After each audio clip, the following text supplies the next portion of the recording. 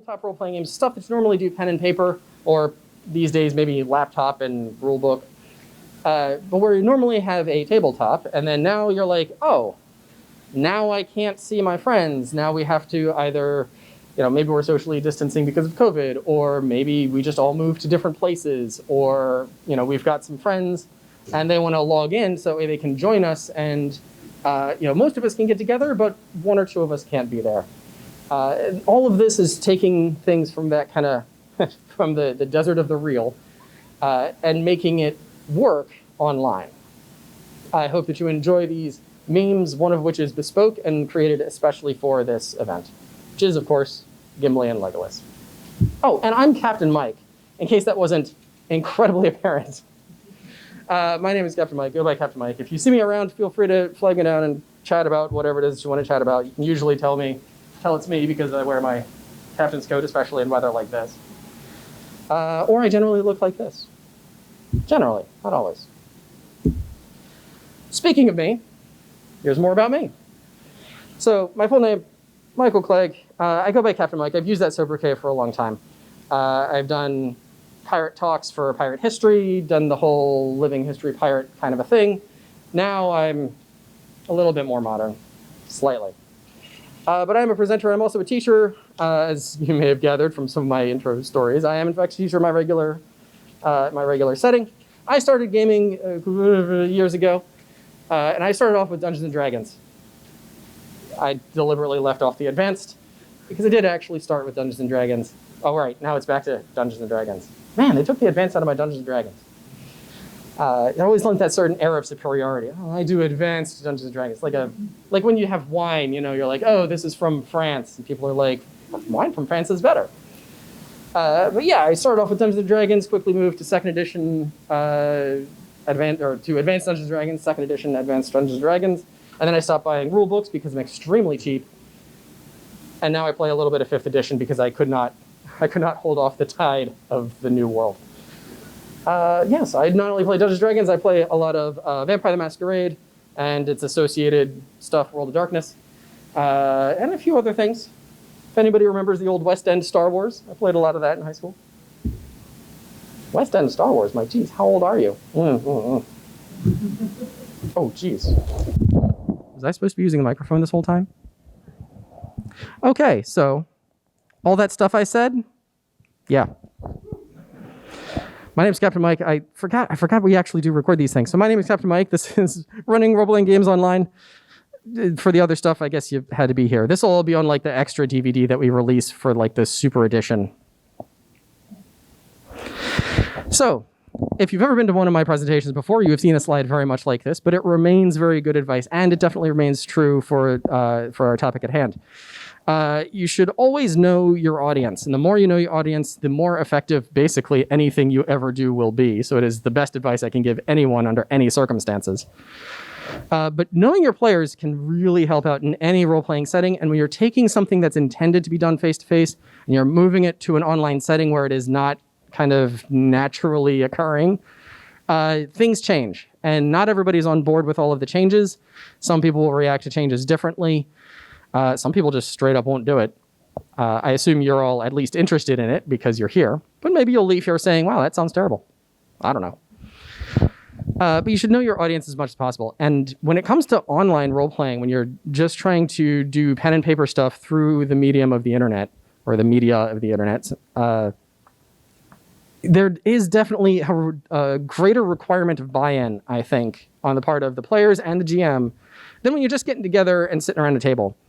Because when you can all hang out together, it's super easy. You just sit down, bowl of Doritos, couple of rule books, about 2 to 6 hours of just kind of goofing around, and then you can start playing a game. But when you're online, the rules change. You don't generally have as much time in most cases. It's sometimes harder to transition from just kind of like goofing around to doing like actual stuff. And because of the way that time seems to dilate through the internet, it seems like what would normally be 5 minutes of kind of round table jokes can easily get out of hand into like 50 or 60 minutes. And if you're gaming for a fairly short amount of time, that could easily be up to 50% of your playtime, or 100% if you're only playing for an hour.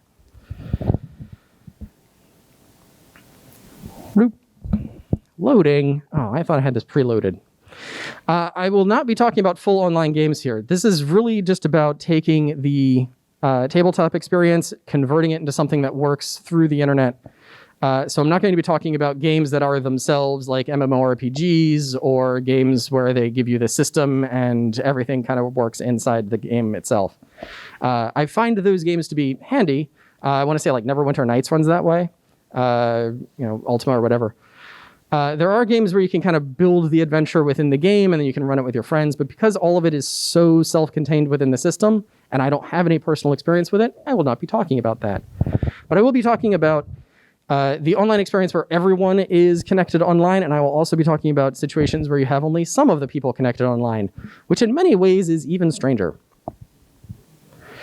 As a brief background, while I have been gaming for 30-ish years, I've been involved in an online game since I recently realized it is 20 years.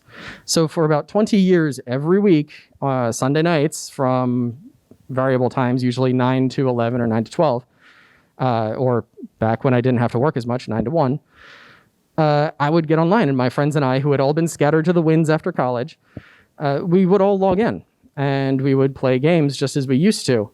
And even though that game, which did take forever, eventually ended, I guess, but even now we have it, and it's our major point of connection, which is actually what originally made me want to do this game, because I wanted to make sure that other people also knew, when you have a group of friends or you have a gaming group and everyone's like meeting every week or every other week or even just, once a month or whatever, there is that bond, that kind of like hanging out quality. My friends and I, we are lousy. We're lousy letter writers. We don't do emails. We barely send texts to each other. But we will show up for a gaming session like clockwork, a good 9 out of 10 times. And that was our way to keep in touch. And that always meant a lot to me because these were really good friends of mine. But I knew that as a terrible correspondent, I wouldn't keep up with them. There's only so much you can do with Facebook or whatever. It's not as interpersonal. But having that time to show up, we always schedule in 10 minutes to half an hour of time to just kind of everybody get online, everybody chat, what's going on, hey, what's going on with your life, or whatever. Some days we talk about it a lot. Some days we're just like, yeah, everything's cool, let's go. We got a dragon to fight or whatever, yo. The classic way to go into dragon battles. But it really meant a lot to me because it helped keep us together. These were people I've been playing with for 20 years. Actually, I've been playing for longer than that, but just the online thing kept it going over those 20 years. Over this past year, I'm sure all of us have felt a lot of disconnect for various reasons. It can be even more important to have those opportunities to keep connected to each other. So not to get too maudlin or anything, I just wanted to say that's really what's bringing me here. All right. So you're like, okay, Mike, we get it. We want to do this thing online. That's why we showed up. So when you're considering your different options, I wanted to keep my options specific to things that did not cost anything or were very cheap. Actually, come to think of it, all of these are free on some level. There are also ones that I've used. So certainly Zoom. How many people have had a meeting in Zoom sometime over the past ever? Yep. So you should be reasonably familiar with Zoom. And Zoom is free for up to 10 people for 2 hours or something like that. You can do Zoom meetings. A friend of mine actually had an account because of his job. He just had a job Zoom account.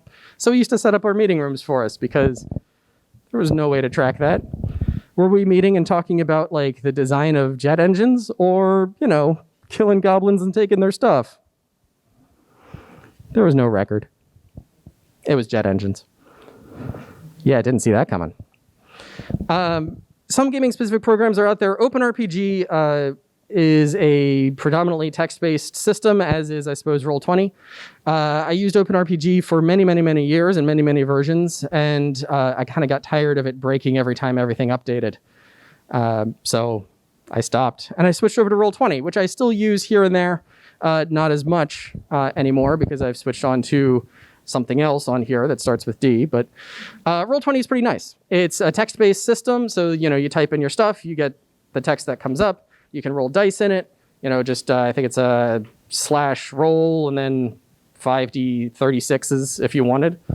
It gives you the numbers. There are a few different things you can add to it to make it more, I don't know, tabletop-like. You can even upload character sheets, and I think D&D Beyond is connected to Roll20. So you can actually use, like, yes, I'm getting, like, thumbs up and stuff. Thank you. I never particularly connected to that because I was never actually playing a D&D game when I was using Roll20. So it didn't help as much. But yeah, so it's connected to different systems where you can actually upload character sheets and automate a bunch of stuff. It also has like a little section for maps and drawing, which OpenRPG also has. I have found these to work with varying levels of success. And then, of course, Discord, which has become sort of like the, I don't know, the atmosphere of the internet, it seems. I don't know. I haven't seen a video game in the past 10 years that hasn't said, join our Discord. And I'm always like, nope. No. How many Discords can I possibly join?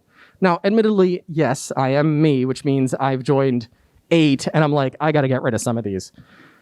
8 is way too many. I'm looking for like 2. Because that's about how much I can handle. But there are, if you join every Discord, it's so crazy. And that is the advantage and disadvantage of Discord, is that Discord is ubiquitous. It's free. It works very well. And it carries audio, but it also carries text as well. It is not specifically designed for gaming, but you can augment it with bots that will automatically roll dice for you and stuff. So if you're feeling a little tech savvy and you want to tweak the system, there's a lot of different options. How well they work, it kind of depends on the system, what you're doing, how complicated you want to make it for yourself or your players. And then, of course, you can always do a video call. Technically, there's nothing wrong with that. I did include it on here because I use it very infrequently, or what is the other system? Skype. Very similar to a video call, where it's basically just, it's like every sci-fi movie before now, it was like, ooh, video phones, the wave of the future. And then in the 90s, everyone was like, no, we're not doing video phones. And now everyone has a video phone in their pocket. So you can just do video calls. And for some, for some occasions that works pretty well. I find that it gets a little difficult to do after 3 or 4 people. Video calls aren't, in my experience, very good at differentiating sounds. So like if 2 people talk at once, it's just burp, burp, burp, burp. Also, I've always had them drop pretty frequently after 3 or 4 people. So these are your basic kind of platforms, just as suggestions. There are so many out there. Oops. There we go. But some things to consider when you're like, okay, so I want to move this stuff to the online system. And this is the stuff that I want to really break down. You got to consider, okay, so am I going to use text? Am I going to use audio? Am I going to use video? And of course, am I going to use some combination of the 3? You got to consider your materials. You got to consider if you're going to keep records of things. And you got to consider how you roll dice across the internet. Because, I could just roll the dice here. Maybe I rolled 6 20s in a row. Maybe. And then you've got to consider bandwidth of both kinds, because, when you have a gaming day and you're like, okay, we're all going to go over to Ted's house and we're all going to sit down and we're all going to kill some dragons together. It's going to be a great time. There's a lot of okay, cool. That's the situation. That's what you're going to do. But when you're dealing with an online situation, there are a few different things to consider. One of which is just, are you in a position where you can focus on what you're doing? And so we'll talk about some of the possible pitfalls and advantages of that. And then, of course, time. As I've already kind of alluded to, I find that time is one of the strangest things when it comes to online role-playing. Everything takes a different amount of time than I expect. Now, I have a lousy sense of time in the first place, which is why I will occasionally be checking the time on my phone. I swear I'm doing that and not Facebooking. But there's something about an online system. I'm so used to the rhythms of tabletop role-playing that I get to an online system and I'm like, oh, this combat should take about 10 minutes. And then 4 sessions later, I'm like, wow, we're still doing this. We'll talk more about that. So let's talk about text, which feels ironic. Text has some great advantages. And this is one of the things that I really liked about using text-based systems like OpenRPG and Roll20. And that is clear, it's visible. No one has ever not heard text correctly. They might read text incorrectly, but it's right there. You can look at it, you can search it, which is very handy when you're dealing with records. because then, I think OpenRPG and I think Roll20 also automatically archives your stuff. How convenient is it to be like, oh, what did that bugbear say in like 3 sessions ago? Well, if it were a regular tabletop game, I'd be like, I don't know. I just make something up.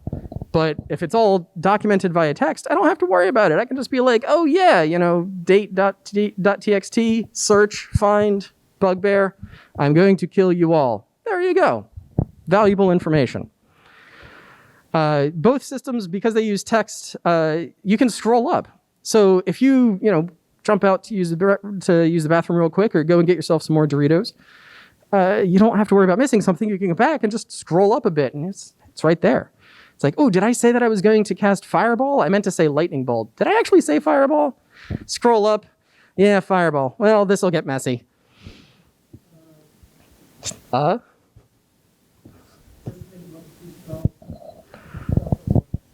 Yeah. Man, I remember. I've seen lots of people not read the size of Fireball before casting it. And even just around this room, I see like 3 people nodding, some of them somewhat dejectedly. It's like, yeah, it's huge. Anyway, so it's very easy to record. Most systems will actually record it automatically or have an option to do so. And even if not, you can often just, highlight, copy, paste, whatever. And it can be very orderly, because you've got just a nice system where it's like, okay, Gimli uses his axe, Legolas uses his bow. Oh my God, I just forgot the entire cast of Lord of the Rings. What? Gollum passes a stealth check. There you go. I'm back on track.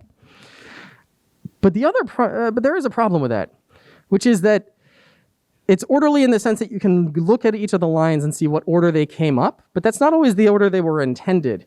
Because if you've got a lot of text coming up at once, then you get just a huge block, and that can be hard to kind of go through, especially quickly. But it also depends a lot on people's typing speeds. It's almost like your combat effectiveness is now chained to how fast you can type. And even outside of combat, where you can just slow things down for round by round, role-playing in text, I have found definitely a typing speed thing. People who are slower to text, they're almost like, hey, wait a minute, because it takes them longer to type stuff out. And then people who are fast, they're like, all right, let's go. Okay, you're the guy, I'm talking to you. Okay, the adventure hook is that there's a dragon and he's eating too many pumpkins. Got it. Whatever it is that you're doing. So the people who type faster tend to take a greater spotlight in role-playing aspects because they type faster. And so they type faster, so they respond, and then the NPCs, they can respond to them faster. So you have to balance that, and you can either sort of give each person a chance to insert a line, but that can slow things down too much, or you can just let it be chaotic, which is what I have often done, and it works okay, not great. And there are times where you kind of want to you kind of run into that thing where it's like, oh, I wanted to say, I didn't get a chance to type blah blah blah. Take the good with the bad. But that's kind of the goods and bads of text. By the way, if anybody has any questions or comments along the way, feel free to raise a hand or call them out or whatever. No big deal. At any rate, so you may be like, okay, Mike, we don't live in the texting era anymore, you Gen Xer. We like audio. Audio is where all the cool kids hang out, man. That's where the Discord is. People are talking to each other. That's the wave of the future. No one has ever used voice to communicate before. Which is nice. Well, that part's not nice. But the audio is nice because it's fast. Now you're back to just being at a tabletop. You can say things in a role-playing sense in the same way that you would say them at a tabletop. Like, okay, the NPC says, I think I know what you're looking for, but there will be a price. And then the barbarian can say, grar. And then the mage can say, interesting. And that's the kind of brilliant dialogue my games often have. But you can react as quickly as you normally would react, which is very handy. It is easily augmented with text. Discord in particular, as I mentioned, does have a text chat as well. So if 2 people are talking and somebody wants to do something subtly, so maybe the innkeeper and the barbarian are talking and the wizard is going to cast detect lie. Is that a magic spell? I assume so. He could just type, I cast detect lie. And then the GM can see it, presumably, and the whole thing can kind of go on in tandem. The presumably is kind of the problem. Sometimes it's hard to balance what you can hear and what you can see, especially if you're the GM.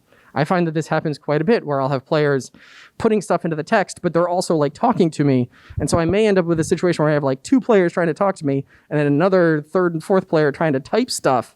And I'm like, enough, you, and then you, and then you, which is honestly how I used to do it on a tabletop as well. But it can be a lot.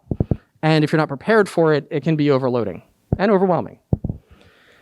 Audio is also nice because it's familiar. It's like you're there, assuming your connection is pretty good and you don't sound like a robot.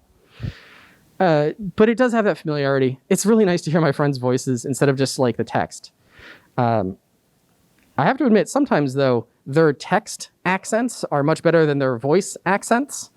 So like you can type things and it's like, I'm going to use a dwarven accent and cut off the D's on my ands and so forth. But then their actual voice accent might not be quite up to par. And it's like, I kind of like this better when I was reading it and I could just hear it in my head. But I actually do like to hear my friends' voices, even with their occasionally hilariously bad accents. Voice, however, is difficult to record. Now, you can record audio, obviously. That's a thing that you can do. In fact, I'm talking into this microphone for exactly that purpose. But it takes up a lot of space and is very difficult to search afterwards. I can't say, what did the bugbear say 3 sessions ago? Because now I have to go back to the 3rd session and listen to how many hours of audio, and I'm not going to do that. I'm going to do the same thing I did before and just say, I probably said something about killing people. So it is hard to record, and it can be chaotic. If you've got a lot of people talking at once, it can be difficult to differentiate who's saying what. Sometimes some systems can't even handle it, and you just get that kind of like wah, wah, wah, wah kind of sound. And then there is always that classic problem of the mute issues. The desire to multitask during a Zoom meeting is powerful. And I have a friend who, on our online game, occasionally we would just be like, what the heck is that sound? And we found out he was doing his laundry while we were gaming. Now, I don't hold it against him. I like the idea that he has clean clothes and whatever, and he's a busy guy. He's got a lot of stuff going on. But like every time his mic was on, and he would just have his mic on. He didn't realize that we could hear it. In the background, we would just hear like shoop, shoop, shoop, shoop. And like none of us could figure it out. Other issues. Of course, all of the classic problems. Classic Zoom problems. They all come up with this. You're having an intense session. It's like, okay, so Grothgar, you're hanging by your fingernails over the cliff of the pit of Everdeath, and the dragon is swooping in for another round, and the wizard can only barely cast the spells. And then you hear, Daddy? Yes? So Rothgar, what are you going to do? You're about to die here. Can I have a snack? Daddy's a little busy right now. And you get these kinds of, issues. Likewise with the mute issues is also the speaker issues, which is admittedly not on here, but did come up while I was running a game. I was running a game of Vampire. And Vampire, as you may imagine, has some adult themes to it. And we were actually playing kind of like a grim and gritty sort of like, we were doing like a, let's be bad guys kind of a game, which Vampire lends itself very well to.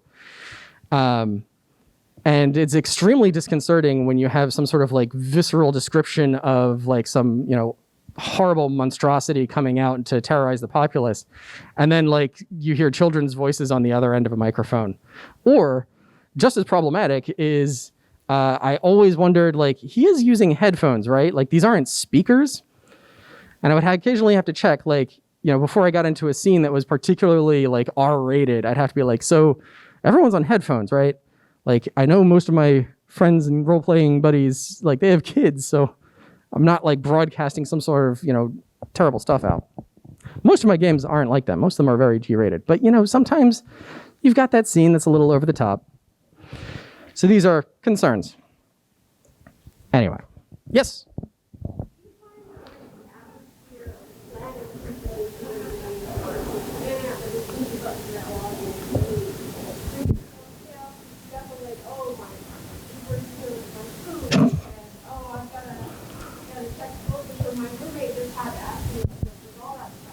Oh, that is an excellent question, person I definitely don't know.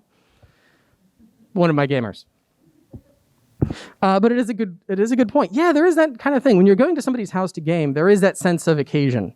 You know, there's that time where you're going from one place to another and you're like, yeah, you know, we're feeling good. You go in there to do the thing. But then when you're like, oh yeah, I've got to log on at 9 o'clock so I can do stuff to 8:59, you know, you lose some of that kind of specialness. And sometimes that's one of the reasons why we built in long ago, like a period of time at the beginning to just goof around. Part of it was to goof around, but another part of it was to let everybody get online, kind of get into the mode, get their character sheets out and all that stuff. But yeah, you know, there is that sort of thing. I mean, and certainly in my own games on Sunday night, about 2 out of 3 times one of the players is late because he has to pick up the takeout that he ordered. Or, you know, I'll have a player not respond for 5 minutes for some reason and is like, oh yeah, sorry, my roommate was like asking me something about something. And I'm like, cool, you know, I mean, that happens, but that doesn't happen nearly as much on like when you all get together, ideally. Or at least the other person can tell, oh, I'm interrupting a thing. But yeah, so it is different. And that is one of the things that maybe we have to come to grips with, is that the online experience is not going to be the same as being in person. But it's not necessarily about making this identical, but just how we can make it as the best experience that we can. Does that sufficiently answer your question? Thank you. All right, so maybe you're like, okay, text is cool. Audio, also cool, but video, that's where all the cool kids are hanging out.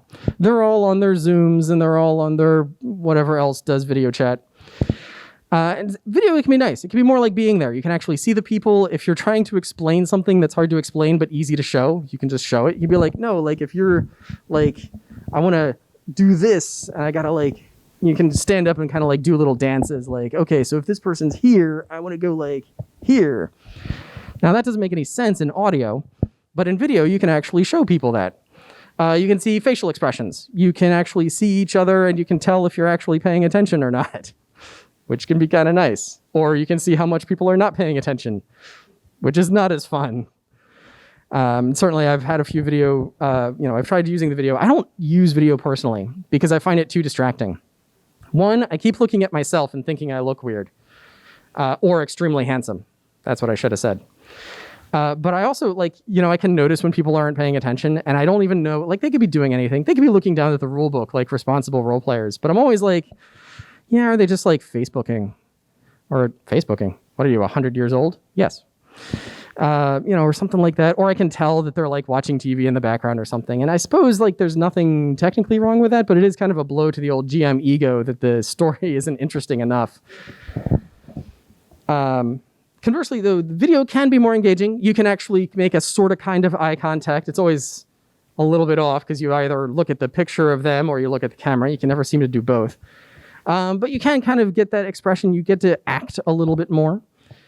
You could, of course, use hand motions. Video, extremely hard to record. It takes up a lot of space, and it has the same problem with audio where, like, what are you going to do? Go back and watch, like, 3 hours of video of yourself talking about goblins and bugbears? Maybe. But it's hard to record, and it's hard to go back through, hard to effectively record. And it can be distracting.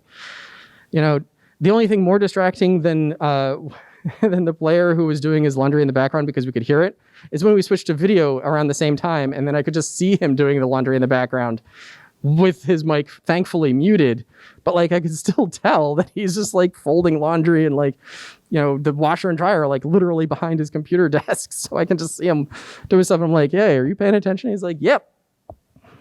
Well, actually, it would come out as because it was muted. Physical comedy. So I have to say, video is really nice, and it can be handy. I personally don't find that it works. Maybe it works for you. Maybe it works for your group. I actually prefer to stick to audio and text. And my preference is to combine the two of them because it's very handy. All right. Yes?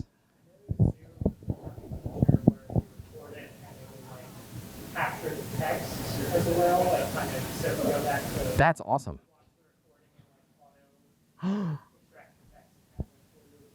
That is super cool. So apparently Zoom has a feature where it will what is that called? Closed captions or transcription. It'll auto transcribe, which I was unaware of. That's super cool. So that definitely makes the recording easier. So, all right. Good question. Thank you. So let's talk about materials. When you're all getting together on a gaming table, materials are pretty easy, right? In fact, you only need one person who owns the books, and even then, that person could just kind of sort of remember them if you really trust the person. But when you're all separated, it can be tougher. I suppose you can all have your own rule books, and in some cases, that is the case. I think every single one of my friends has at least one copy, digital or physical, of the second edition Player's Handbook for Dungeons & Dragons, because we played it for years, and everyone just kind of picked one up at one point or another. But if we were going to run a game of like 5th edition, well, out of a group of 6 of us, I think only 2 of us actually own a copy of it. And so books can be a little unreliable. Online resources, fairly plentiful. In many, I've found more and more role-playing systems are putting their rules online, which is nice. Because then you can reference stuff. And the stuff that isn't available from the companies, you can usually find like truncated explanations and summaries, that sort of stuff. A quick Google search can usually help you out. PDFs are fairly inexpensive. PDFs are also acquirable through a number of means. And so that can work. Or if you have someone who has the books or has the PDF, they can just send you copies of like the pertinent pages in a manner that would be described as highly legal. I do not endorse any illegal activities to anyone's knowledge. But it's definitely something that's worth considering. The games that my friends and I run, many of them are, some of them come straight out of the books. Like my friend does run a 5th edition D&D game straight out of the books. But then we also, I run a game which is based in space. It's like a future sci-fi thing. And I just use the vampire rules because I couldn't be bothered to make a whole new system. And I was like, well, if I take all the magic stuff out of it, hey, these work for normal people too. So I did that. But that kind of relied on people like knowing the system. Now it was simplified a lot. We're all reasonably familiar with some of this stuff, but there are times where I'm like, okay, I have to take it on myself to check the rule book and make sure that everyone is aware of this rule or that rule, because not all of my players owned a copy of the rule book. So you have to take that into consideration. Try to make it available. Many players, they feel like if they don't have access to the rules, that it's not fair, because it's not fair. Character sheets are also likewise a problem. You can just do paper character sheets. Each person has their own character sheet. The problem with this is that if each person has their own paper character sheet, nobody else can see it. Which, if you're running a game with a lot of mystery and intrigue, is awesome. But if you're GMing for anything, is problematic. Even just the tabulation and so forth. Now, like, I'm a big proponent of paper character sheets for tabletop stuff because I'm just kind of old-fashioned that way, and I kind of like character sheets that have Cheeto dust and coffee spills on them. That's how you know it's a real character sheet. It's seen some battle scars. But online, paper just doesn't cut it. You could use a website. Websites are fairly inexpensive, or you could just use like a Google Drive. Use that to share files back and forth. I find that this works reasonably well. A friend of mine has a website already, so we just kind of had like a little extension to it where we could put all of our character sheets for games. And it's nice. We can all check the stuff. Of course, we can all check each other's character sheets too, which if you're running a game based on intrigue is, kind of cheating. I suppose you could rely on your players not to peek. Depends on how much you trust your players. But you could also use a shared drive. I find that when it comes to character sheets, whichever one you choose, the key is making sure that all of the sheets say the same thing. Because I have run into situations where I have an outdated version of a character's character sheet, or I have 3 people who use the character sheet that I sent them electronically, and 1 person who made their own, and it has like a completely different format. And I'm like, come on. I know we're all looking to optimize systems, but can we just have the same one? And so you can end up with problems. I've also run into odd situations where like I've had character sheets that I could see and my players could see, but then I had a player who came on and for some reason I could never see his character sheet. So I had to forever take on faith, that he was just updating everything like he should. Reliable player. I never had any reason to doubt him, but if he was not a reliable player, that could have been problematic. So you just got to think about these things. I don't have any specifically good answers like this is definitely going to work. And I can say what worked for me and what didn't work for me. And even that might not work or not work for you. Just some things you have to take into consideration. All right. Speaking of taking things on faith, dice and records. Dice. Some people love the clackety-clack. I love them. I miss the clackety-clack of dice.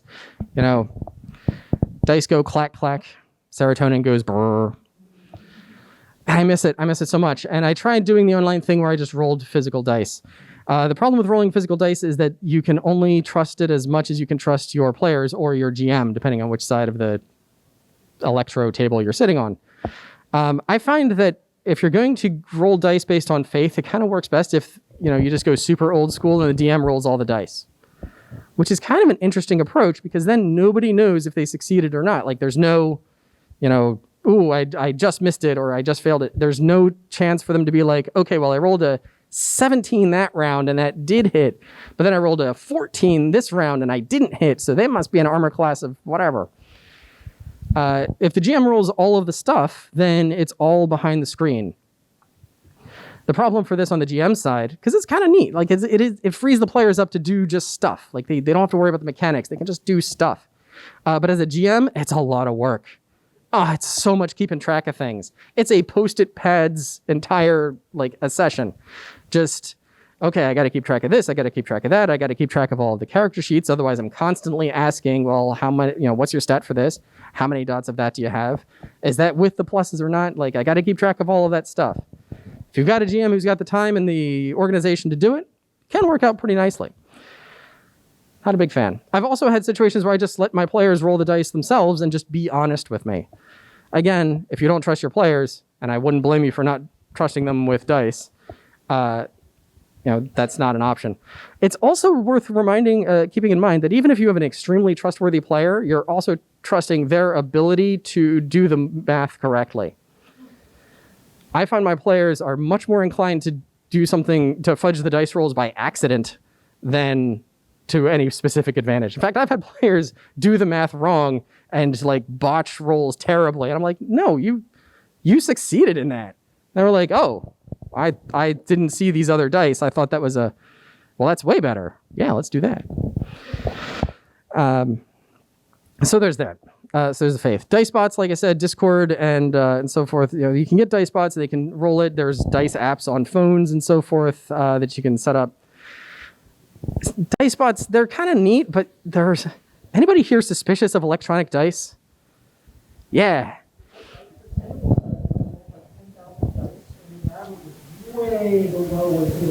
Right, which is weird because on the one hand, I know that's gotta happen. Sooner or later, you have to roll 1,000 dice and you end up rolling all single digits. But at the same time, I can't look at that and not think something's broken. Just like I look at real dice, which is why I have the good dice and I have the bad dice. I have the high rolling dice and the low rolling dice. There are no people more superstitious, I find, than role players who will simultaneously insist on the absolute randomness of dice. Yes, dice are definitely random, but these always roll low. And I use this one for spell saves. Yes, in the back.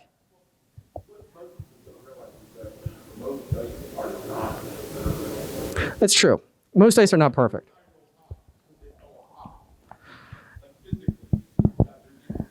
Oh yeah, absolutely. There's definitely minor bits and pieces, imperfections. This is the part where if I had a sponsor, I would talk about how great their dice are and how that never comes up with them. Still available, just in case you need. But yes, and so some dice actually they do roll a little bit higher, they roll a little bit lower. They always seem to come up with these particular numbers. So there is that.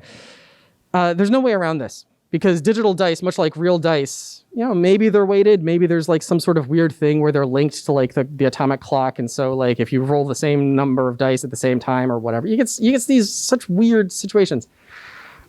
Typically, random as rolling regular dice. But you can never get rid of that thing where it's just what is going on? And the problem with electronic dice is you can't throw them. I don't know. I know that's not a really responsible way to deal with, the vagaries of random events. But you can't even swap out one D20 for another D20. I can't be all right, you cool your heels, pal. I need to make these spell saves. So all right, bring out the green one and the one I found on the floor that time at the convention. there's no real way around that. It's never going to feel quite the same unless you're using actual dice. And I suppose if you're doing video chat, you could do actual dice. And I did have a player, he had logged in, and I was like, you just roll your own dice, dude. I trust you. And he was like, wow, I got this really great roll. And he's like, here, see it. And he's like trying to show the video. And I'm like, I trust you, man. It's okay. But he thought like that I wouldn't believe, like that was the time I wasn't going to believe him. But yeah, so there is that. The dice bots, they do work. I was in one game for about 15, 16 years, playing on OpenRPG, and I tell you that, man, that dice bot, it knew just when to roll high and just when to roll low. We couldn't do anything. We critically failed exiting an airplane. It was on the ground. Like, admittedly, like, it's not like we fell out of the plane or whatever, but we were just like, we were superheroes. We were like getting off of this plane and like, critical failure, and supervillains were like waiting, and apparently we didn't notice them until we were at the bottom of the steps and had walked right into their trap. And I'm just like, really, dice? There are like 8 superheroes here, and we're all like pretty decent. Most of us. Everyone else's character except mine. But there's always that thing. Now, on the other hand, if you're a GM and things are going poorly, you can just blame the dice. You're just like, wow, the dice bot hates you. But either way, most dice bots will show all of the dice rolls. Now, there are some where you can like whisper dice rolls to the GM, and the GM can whisper dice rolls back. But generally speaking, people can see the dice rolls on both sides. And this is key because if you're a GM and you occasionally fudge the dice, you need a system in place to let you do that without making it seem like you're fudging the dice. So I fudge dice. I admit it. My players know it. And that's what makes it okay. Because I'll fudge the dice a little bit for the bad guys. I'll fudge the dice a little bit for the good guys. Whatever makes things work out a little bit better. Yeah. 14 hit points. Wow, you got lucky. They only rolled 13. And I look down at like 20, 20, 16, 80. 80? Oh, I got to get some new dice. Or stop rolling the D100. So... but yeah, and so like I'll fudge dice, especially if it was like a throwaway like sort of a thing. Like how terrible is that? These grand epic heroes, they have a random random encounter, and then it like wipes the party. Like that's not very dramatic. Conversely, I'll fudge them for them as well. It's like, oh, the bad guy is down to like 2 hit points, so they just happen to roll a little bit better or whatever. I'm just like, yeah, whatever. But I'm very upfront about that, and all my players know it. I played under a different DM, and his opinion on the subject was the diametric opposite. It's you live by the rules, you die by the rules. Which, in all fairness, worked, because he felt that way about the player characters and the non-player characters. And it was his game that we started off playing on OpenRPG. And sure, we got terrible rolls. Wow, did we get some bad rolls. Definitely times where we were not the superheroes that we should have been. We kind of like showed up to save the day, and then we needed to get saved. But it also happened for the bad guys. And I still remember this one particular time where he had clearly built up this set of supervillains. You know how like superhero teams, they invariably get like that supervillain team that somehow matches each person like perfectly, like, the 2 psychics, the 2 energy blasters, whatever. So this had clearly been the setup from the get-go. And in my character, I was playing like a big, strong, like Incredible Hulk kind of bruiser. And this other guy comes at me, so I hit him because that was kind of the alpha and the omega of my playbook for this character. So I punch him, and he's like, okay, well, I rolled critical success, and then that meant that the other guy had to roll like a series of critical side effects or whatever. So he rolls, and they're D100s, and I just see... 1 out of 100, 1 out of 100, 1 out of 100, triple critical failure on D100s. I'm like, what? First of all, I'm like, what is he rolling? This could be for anything. As a GM, that's a quick tip, by the way. Don't label your dice rolls, because then they can be whatever you want. But I see these come up, and I'm like, what happened? Like, I thought I succeeded in this. Did I somehow like kill myself trying to punch this guy? Because that's kind of how the dice are to me sometimes. And no, what happened is I had completely obliterated the opponent. He had like this special suit that absorbed kinetic energy, and I had delivered so much that he just went through like 3 critical failures and kaboom. And clearly, I had derailed some serious plans through this set of events. You can always tell when you derail a GM's plans, because even online, you can hear a kind of, okay. And even though I didn't get the delicious sigh, which is usually I get to make the sigh, but I didn't get that. But there was that like pause, like the text, none of the text changed, and I could see like GM is typing. Okay. It's about the same. And so it works either way. Be upfront with your players. If you're a player and you have certain expectations, be upfront with your GM. Know your audience. That kind of comes back to it. So if you're going to fudge dice, just be like, hey, I might fudge dice occasionally. You know that, I know that. Or just be like, hey, this time the dice are what they are, and let them fall where they may. Moving on to records. Text logs, of course, super convenient. Apparently Zoom makes text logs. But also if you're doing a text-based system, they're usually pretty automatic. Typed summaries are time-consuming but extremely helpful. I have a friend who started running a game, and the premise of the game is that it's spycraft. Like, it's all Cold War spies, and so it's all like, we're... because, it's more fun. We, of course, are a communist group working in Egypt, trying to figure out what the CIA is up to. Which, if you're into history, is a lot of fun. But there's a lot that goes on in a session, and it's more complicated than just like, okay, we have to get to the next village so that we can find the stone to open the cave, and then we fight the dragon. There's a lot of intrigue, and there's a lot of lying, and there's a lot of like little subtle bits and pieces. And so to help us, because we're playing this game every week, but a lot goes on in a week, and it's hard to remember some of the finer details, he started typing up summaries, just brief, kind of like one paragraph things, like in this session, the team learned this, this, this, and this. Definitely time consuming on his part, and I very much appreciate it, but so handy, because we're using otherwise just voice. And so we don't really have as good a way to keep track of particular things, especially things that we might not have thought was terribly important at the time. And so we can kind of put those things in there. Now I can go back and be like, oh, even if somebody misses a session, they can be like, oh, I'll just go read the logs. No problem. Or you can leave it to faith.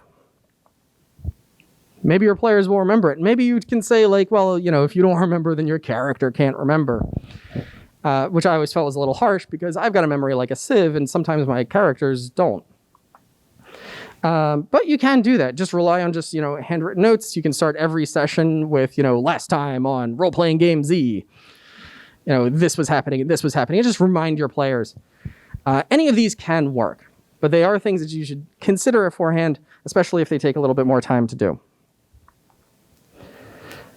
All right. Starting to run out of breath here. Speaking of running out of things, bandwidth and focus. So if you're going to play a game online, you have to be able to connect online. I feel like that should have been in the first slide, but, it's in the title. But online connectivity is a thing. And I remember, I can't count how many times I've had sessions canceled, not even because of our personal issues, but Roll20 was down. OpenRPG broke. Just no one could log in. Or it updated itself, which meant that it broke. And wouldn't be fixed for who knows how long. So online connectivity, it's something to take into consideration. If you're trying to decide between text, audio, and video, connectivity may be a big deal. One of the reasons why I stopped using video is because with my gaming group being about 6 people, not all of us could actually keep connectivity fast enough through video. It would get choppy, the audio would get distorted. And so we were just like, you know what, we'll just do audio, because we just didn't have the bandwidth. I find it helpful to have a very set time. My gaming group meets at the same time every week, because that's the time that fits in our schedule. As it happens, it's 9 to 11 every Sunday night, because most of my friends are working stiffs with 9-to-5 jobs, and there's no other time that we could do it. I'm also a working stiff, I just don't have a 9-to-5 job, which is part of the problem, because everyone else is like, well, we get done work at 5, and I'm like, I start work at 5. I want to play too. So you have to consider the time. What time is best for everybody? What time can be most consistent? Now, you don't have to do every week like I do, but if you have an understanding of which time you're going to do, that helps you set that time aside. And if you've got a bunch of busy things going on, if you've got kids or whatever, then you can also work that out. So that way there's always someone to keep track of the kids while you're gaming, so that you don't have to split your attention. That's one of the reasons why we start at 9 o'clock. My friends have kids that are young, so by 9 o'clock they're in bed. Mostly. Clear expectations. This is true, I suppose, of any game. Like, you definitely want to be clear about what it is that you're going to be doing. So when I put the online game together, like I said, we had a game a long time ago. Went on for years and years and years. We always went from 9 to 1 on Sunday nights. And then when that game came to an end, I was like, this is our link that helps us connect. So I want to set this up. Let's do 9 to 11 because that's a clear amount. It's 2 hours. It's all right. We won't get through a whole lot, but we'll get through some. But it was just a nice, simple number. And then later on, every now and then, we're just kind of like, hey, does this time still work for everybody? Do we need more time? Do we need less time? What works? But having that clear expectation, like, okay, we're going to get together at 9, where you can like talk and goof around until like 9:10, 9:15. And then after that, gaming, we're all in. Consistency, very helpful. There have been times, I say that I've been gaming online for 20 years, but certainly there have been times where we lost the consistency and it became much, much harder to deal with. As much as I love role-playing games, as much as I love gaming with my friends, sometimes I'm like, man, it's like 9 p.m. and I got to like log into this thing, but I'm in the middle of this other thing or something else, came up. Or it's very difficult if you're logging in and you're like, yes, let's game. And then everyone's like, can't make it, signed out last second. Yep. Yeah, I can see some anguish looks around. Like, yeah, it's such a bummer. I'll log into the Discord and I'll be like, oh, can't make it today, can't make it today, can't make it today. Now, things happen, obviously. Things happen, life happens. Certainly, gaming sessions being canceled, no, that's not new. That's as old as gaming itself. But you want to make sure that you're setting it at a time where people can at least try to be consistent, where you can have at least a majority consistency. I also recommend limiting distractions. I find it very difficult as a GM to keep up the energy, to keep up the focus of things when I can tell that my players are distracted. And it's also difficult for me as a GM when I am distracted. I hate being distracted when I'm trying to tell a story. Happens a lot, but I don't like it. So you got to limit your distractions. Now, by this point, I originally designed this class for last year, and boy, how helpful would that have been last year? If only I knew. But I think by now, a lot of people actually have like meeting room setups for their computers. A little corner, a little area where they can be. But if you don't have one and you're thinking about gaming online, set one up. Be in a place where you know that you're not going to be interrupted. So if you're setting up your computer in one place and you've got, your partner's about to start watching a movie, maybe that's not the best place to be gaming because you'll be distracted by the movie. Now, distractions probably can be eliminated, but you can limit them. Let other people in your house know that you're going to be in a meeting. Tell them it's a meeting, if you need to. Did I just endorse lying to one's family? Yes. Yes, I did. Just if they're not going to understand, just be like, no, I'm going to be in a meeting. I'm going to be like doing this thing. And just kind of, limit the distractions. And like I said before, the desire to multitask during a Zoom meeting, so strong. Just sitting there and it's like, well, I'm already at a computer. I can just switch to another tab.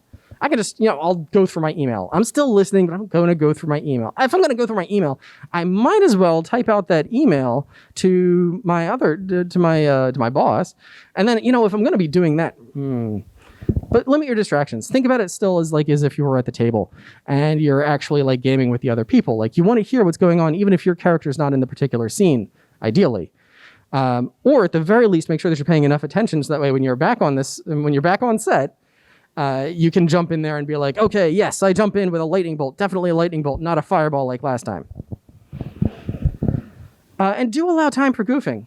That's part of the fun of gaming, isn't it? You're having fun with the gaming session. Allow that time. The beginning part of the session, I like to use as kind of a wiggle room because not everybody can sign in at the same time. Sometimes people log in and they're like, how it is when you get onto a computer. There's always that chance that the virus scan is going to run and you can't stop it. There's that chance that you have to update this, that, or the other software. Or just you're running a few minutes late. It happens. So allow time for goofing off. But even during the game, remember that you're still there to have fun and connect to the other people in addition to playing this cool game that you're running. Time. Speaking of time, ooh, geez, I'm running out of it. Time. if there's one thing I've learned from all of my experience, all of my many, many logged hours running or being in games that are normally pen and paper online, it's that everything takes longer than you think it does. Conversations take longer. Combat takes forever. And the more people you have involved in the combat, the more complex it is. Voice makes things move a little bit faster, but when you're getting down to things like keeping track of initiative, keeping track of who's doing what when, the D&D combat system where it's like initiative and then, okay, you go first, second, third, fourth, that takes a long time. The vampire system where you do initiative and then you have to announce actions and then they resolve in reverse order. Wow. Does that take forever? My advice in that is to streamline as much as you can.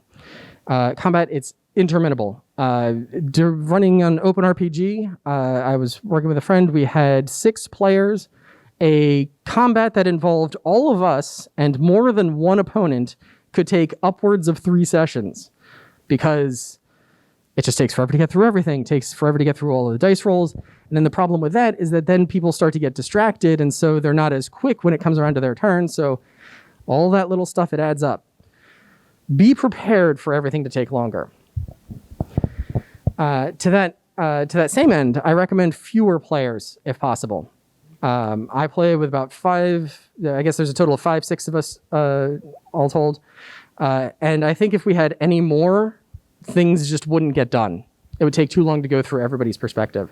And especially if you're just starting off, handful of players. The very first online role-playing game that I played was Vampire the Masquerade, or tried to run Vampire the Masquerade. I had 8 players and nothing happened. Oh my God, it was the worst idea I'd ever had. I had no idea what was going on. I didn't prepare nearly enough. I had notes everywhere and couldn't even refer to any of them. And I had like 8 people or 7 people trying to tell me like, oh, I want to do this. I want to do this. I want to do this. I'm like, So streamlining your stuff, be organized. If you're putting the game together as the GM, have your notes ready to go. Have a way of just tabulating, even keeping track of like initiative. Like on a tabletop, I kept track of initiative by just using dice. I would just, this person goes first, this person goes second, this person goes third, fourth, fifth. I would just kind of mark it out visually. Super quick, super easy. But online, I need something more codified. I actually use a text document most of the time. And I just okay, this person, then this person, then this person, this person. I can just look down the list. Sounds super easy, but I still had to set that up. I still had to type the stuff in and switch over. Doesn't sound like a big deal, but when you do a lot of it, it really compounds. So everything takes longer. Just expect it. Embrace it. Okay. Oh, I am running very short of time. In the event that I do get run too short of time, certainly feel free to come up to me with any questions at any point after the thing. But I'm going to try to get all of this in because I still want to talk about partial tabletop online. So far I've been talking about pretty much everybody's online, everybody's trying to connect. Having a few people online and a few people in person, I think, is actually more difficult. And I recommend keeping any additional players to 1 or 2. Because outside of that, it becomes a game of, what? Oh, sorry, did you say something? I'm sorry, no, you go first. Back and forth, terrible. Ideally, just the 1 is enough. So balancing here and there, you can split the party. You can have the online group be part of one kind of mini party, the in-person group and other parts. That way, at least, each group only has to talk at one time. Combat issues may get compounded because it is so difficult to move through both the meat space and the cyberspace, explaining all of the stuff. Things that seem very simple and intuitive in person, not as much for someone who's just trying to use a Zoom call or a video chat and is like, what's going on? I can't see the map. I think it's harder than either in person or online. One thing that is neat, though, is that if you do have one person who's online, they make a great sort of oracle figure, or the director, or the hacker, or someone else that normally wouldn't be in person with the other players anyway, or the other characters anyway. And that's kind of neat. I have a friend who lives in California, and most of my other friends are East Coasters. So, non-pandemic times, most of us could get together, but we'd still have this one guy who's like, yeah, I'm in California, I still want to play. And he became a sort of art director. We'd set up a laptop at the end, and he would play hacker characters, or he would play other characters that were remote, literally remote within the story. But he would also put up pictures of anything that we needed. And he got really good at it, scarily good. Like, I would just say, like, okay, so you walk into the bank and, the manager's like, oh, what do you think you're doing here or whatever? And he's a tall guy with a crew cut and a bad suit or whatever. And like, boom, a picture of a guy with a crew cut and a bad suit would appear on the thing. And I'm like, there, he looks like that now. And so he became like my art director. Anytime I described a situation, he would just quickly Google whatever had the basic idea of what it was. And if it wasn't quite right, I'd be like, no, it's a little more like this or whatever. And sometimes he'd find a better one, or sometimes we'd let it go. But it was kind of his way of staying engaged. It was really fun. Which brings me to, I have one remaining minute to say thank you. Thank you very much. I have been Captain Mike. I will be available for questions after this, but I don't want to hold up the next person. In the event that you haven't gotten enough Captain Mike for tonight, and I can't blame you, I am also running 2 other presentations. Running RPGs for new players is tomorrow right here, 5:30 to 6:30, same danger time, same danger channel. And then Building a Better Hero for anyone who's still hanging around on Sunday at 10 a.m. who wants to know how to build some better heroes. We'll talk about character creation, hero design, making your characters more than just a bunch of stats. All right, so yes, thank you very much. I will be taking any questions, I suppose, outside because I don't want to hold anyone up. But thank you very much for coming on out.